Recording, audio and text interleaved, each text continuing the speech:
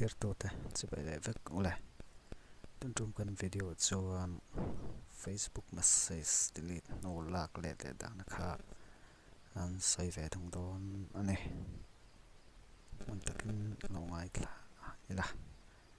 na tangkai pui ei po kan bei se ya masaperin an Facebook account khan kan han lu phat ngai ya an lu phat mai nga ti chuan tilai chung tlang dot line pathoma hian kan han click le anga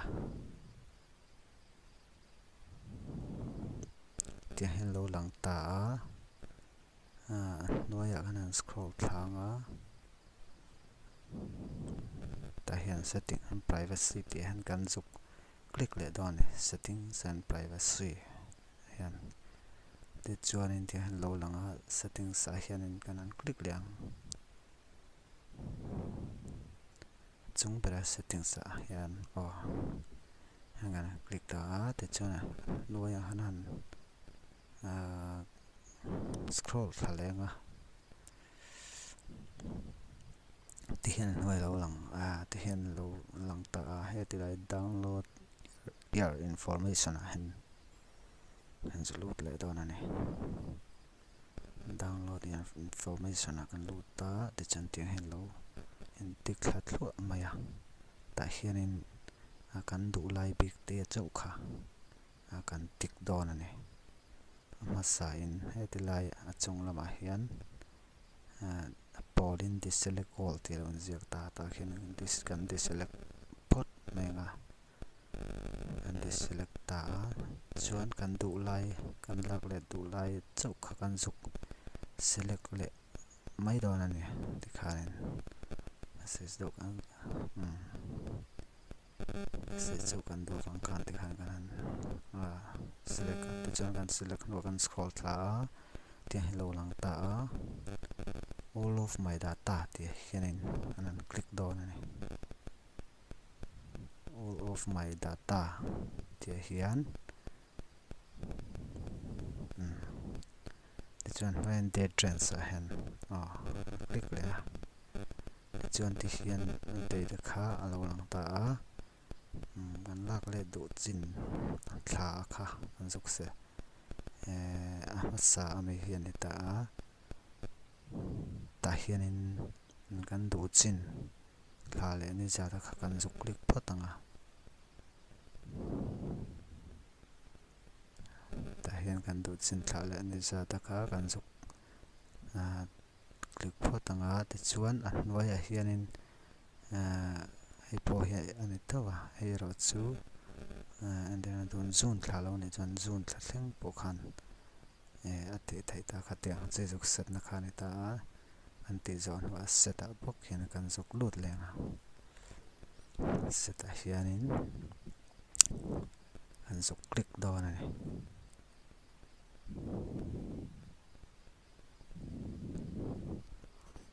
lai set ti hianin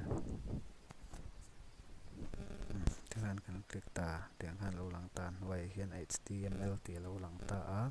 ta hian zuk click nga Johnson JSON te lo ama ta hian html a hian in kan zuk click nga chan noya media quality lo om ta high ti te medium low ti te lo om don ani ta hian in medium kan zuk click nga ti chuanin noya hian in kan select zo vek no khan create file ti han kan zuk click le don ani create file ti han zuk click le ang ti han lo lang ta ti han in download char ta ni chuanin hei minute ni atanga minute nga borvel nga ngai ta net achak dana zir khane maya net achak view chuanin nga rai lu tuk ngai lo ni ti chuanin hemi kan nga pa chung po hian kan du la kan back dai thaya ti khan kan back nga ti lai notification bell a hianin alo lang mai dawn ani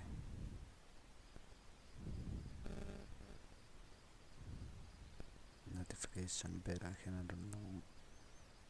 mai nga tuna chuanin thil dang notification alo awm sava in la sen mai mai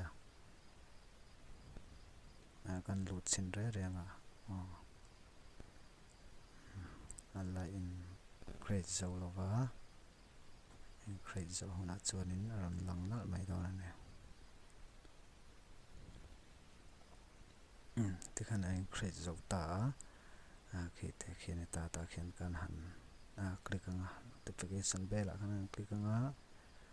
ti chuan ti hin lo lang ta your Facebook information file is ready to download and ta hin kan zuk click le dawn ani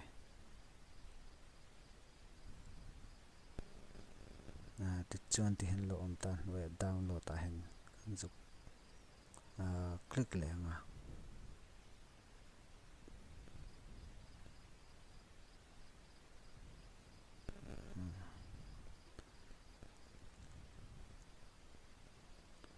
download char then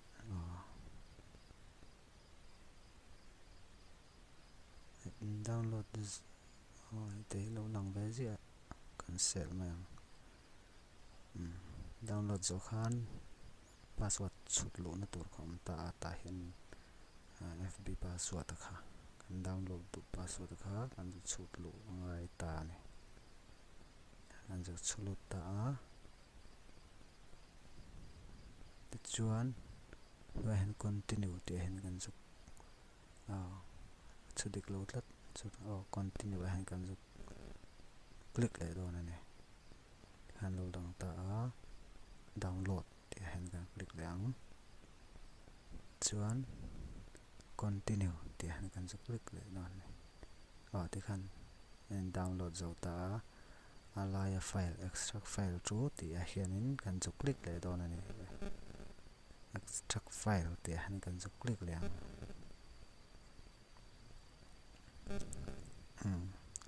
tikhan helai a pawl extract file chu ti a bok hian kan click le dawn ani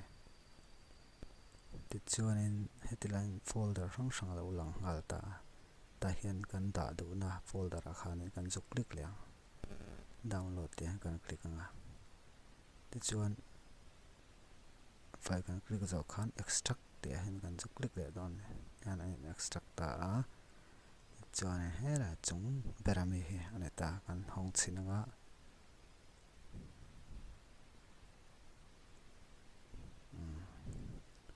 chung beren message ti kha lo lang ta ni chuan in ti khanin lo lang le ta inbox te han kan zuk lut le nga